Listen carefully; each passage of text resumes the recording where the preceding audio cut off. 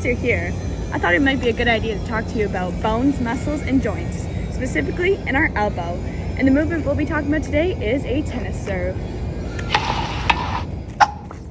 As many of you students know, all our bones, muscles, and joints work together to create certain movements. So I will be talking to you about the different bones, muscles, and joints used in a tennis serve. And all the key words and important words you should know will be yellow. So remember that and keep those in mind. First, we'll be talking about the major joint involved in tennis serve. The major joint is an elbow joint. The elbow joint is a hinge joint. A hinge joint is a synovial joint that moves along one plane and allows flexion and extension. Here is a video of a tennis player going through the movement of flexion and extension in a tennis serve. Other areas of the body where hinge joints are located is in the knee, hand, and foot. Next, I'll be talking about the bones and major muscles connected to the elbow joint. The first bone is your humerus, located at the top of your arm, and is a long bone.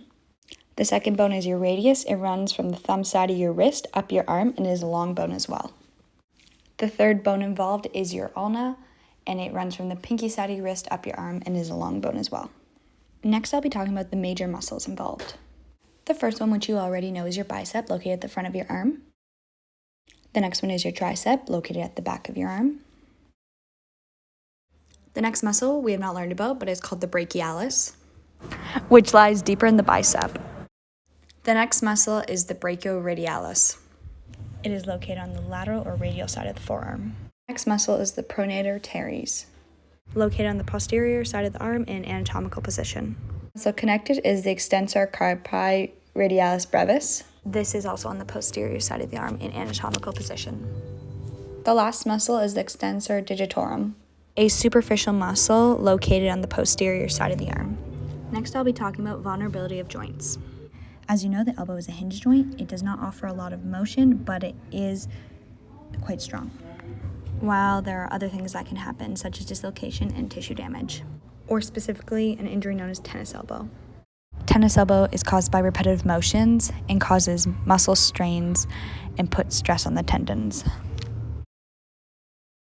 Men and women have no difference that would cause different elbow injuries. I'll be now talking about current medical procedures.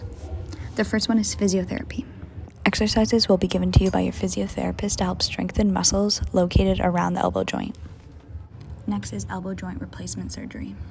Bones surrounding the elbow joint, such as the ulna, radius, and humerus, would be replaced, be made up of metal, and it would be able to bend like any other joint. These methods of rehabilitation help to give people with elbow joint injuries the ability to continue to play sports and move their body the way they could with new modern medicine.